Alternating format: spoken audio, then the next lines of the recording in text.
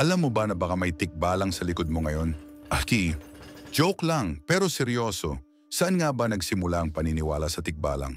Ang tikbalang, kalahating tao, kalahating kabayo, at buong source ng trauma sa mga naglalakad mag-isa sa probinsya. Pero teka, hindi lang ito gawa-gawang kwento ng bored na lolo sa baryo. Sinasabing nagsimula ang paniniwala sa tikbalang noong panahon pa ng mga Espanyol. Ayon sa mga mananaliksik, baka galing daw ito sa mga alamat ng mga taong kabayo sa Asia at dinala rito, tapos pinalala ng mga kwento ng mga ninuno natin.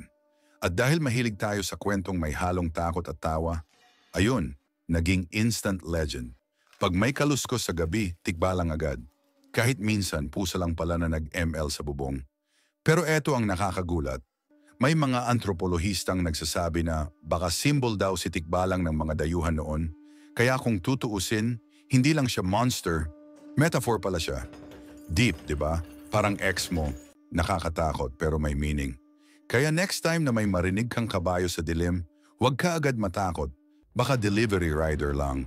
Like and subscribe kung gusto mo pa ng kwentong nakakatawa, pero medyo nakakatakot din.